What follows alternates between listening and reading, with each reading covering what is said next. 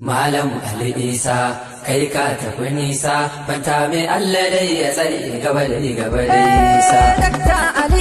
Isa kai ka tafi nisa fanta mai Allah dai shi tsare gaba da nisa. Malam Ali Isa kai ka tafi nisa fanta mai Allah dai ya tsare gaba da nisa. Minista Ali Isa kai ka tafi nisa fanta mai Allah dai shi tsare gaba da nisa. Malam Ali Isa kai ka tafi nisa fanta mai Allah dai ya tsare gaba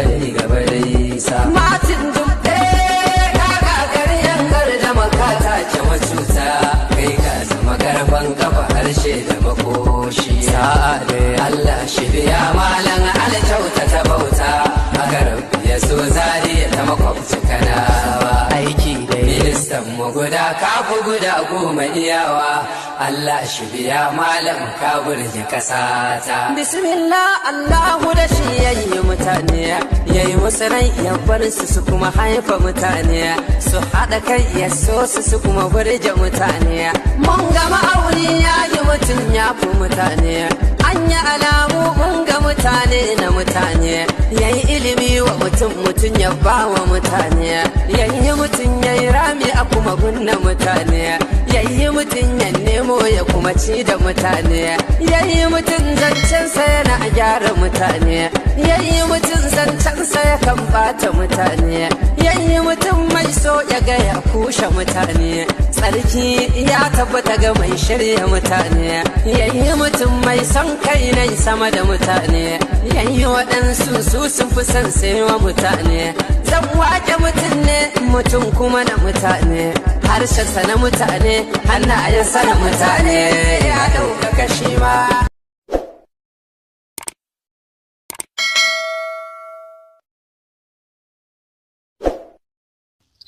Sabuwar waƙar Naziru Sarkin Waƙa wadda yi wa Sheikh Isa Ali Fantami kenan a halin yanzu, wanda mutane da yawa suna ta bayyana ra'ayinsu dangane da takarar da Sheikh Isa Ali Fantami ya fito kenan a APC, wanda mutane da yawa suna ganin cewa tabbas a halin yanzu ba su taɓa tunanin Fantami zai fito takara a APC ba, domin kuwa ganin yadda yake cikakken malami kuma a yanzu haka wasu da yawa suna ganin cewa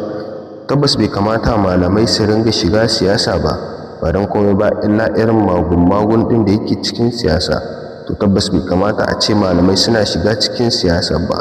Haka ne yasa wasu da yawa suke bayyana ra'ayinsu dangane da yadda suke gani ya kamata a ce a yanzu haka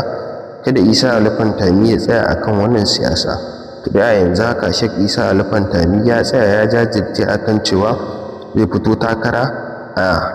jihar Gombe, wanda mutane da yawa sun san cewa a yanzu haka 'yan Gombe suna marhaban suna lale ga Malam Isa Ali Fantami,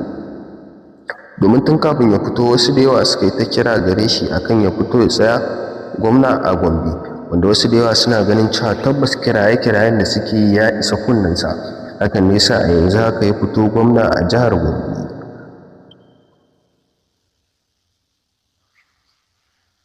A yanzu haka dai mai sauraro ka biyo mu har ƙarshen wannan bidiyo domin za ka ji yadda wannan lamari ya kasance a halin yanzu, kamar yadda wasu da yawa suna ta bayyana ra'ayinsu dangane da yadda suke gani ya kamata a ce a yanzu haka kowa ya fito ya bayyana ra'ayinsa dangane da yadda yake gani a yanzu haka Sheikh Isa Ali Fantami ya fito wannan siyasa, wanda wasu da yawa suna ganin cewa tabbas ya kamata a ce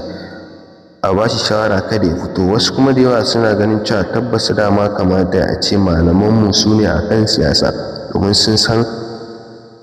san addini, haka zalika kuma sun san abin da idan suka yi babu kyau. Hakan ne yasa wasu da yawa suke ganin cewa tabbas idan su ne shugabanninmu to tabbas za su yi abubuwan da ya kamata ba tare da sun aikata abin da bai kamata ba. Wasu kuma da yawa suna ganin cewa hakan ba zai sa su aikata abin da ya kamata ba, kawai sai dai Allah ya ba su ikon aikata alkhairi, domin ko ita zuciya ba ƙashi ne da ita ba a yadda mutane da yawa suke ta bayyanawa kenan. Kuma kai ma mai sauraro a halin yanzu na san cewa za ka fito ka tofa albarkacin bakinka dangane da wannan lamari na fitowa takara da Sheikh Isa Ali Fantami ya yi a halin yanzu, domin mutane da yawa suna ganin cewa tabbas wannan takara da ya fito takara ce wanda ya kamata a ce ba shi ne zai fito ba. Wasu kuma da yawa suna ganin cewa tabbas ma idan har ya fito ba laifi ba ne ba, kamata ya mai fatan alheri haka zalika a jinjina mai kuma a roƙa mai Allah ya bashi ikon cin wannan siyasa da ya fito, ya kuma bashi ikon yi wa mutane abin da ya kamata, abin kirki kenan.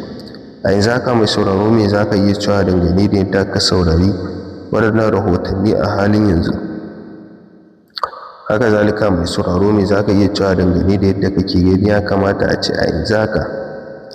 mutane da yawa suke ta bayyana ra'ayinsu dangane da yadda suke gani ya kamata a ce a yanzu haka an ƙara ci gaba, haka zalika an ƙara samun yarjejeniya tsakanin malamai da kuma 'yan siyasa, sakamakon yadda ake ganin cewa tabbas idan malamai suna gaya wa 'yan siyasa abu za su ɗauka. Wata shawara za ka bayar akan fitowar Sheikh Isa Ali Fantami takara a jihar Gombe? Ka bayyana mana ra'ayinka a ƙasan wannan bidiyo. Mu dai nan muka kawo ƙarshen wannan rahoton namu. Kai dai kasance da wannan tasha a kodayaushe ta hanyar dangwala mana alamar subscribing kamar haka, sannan ka danna ƙararrawa domin samun labaranmu da zarar mun ɗora.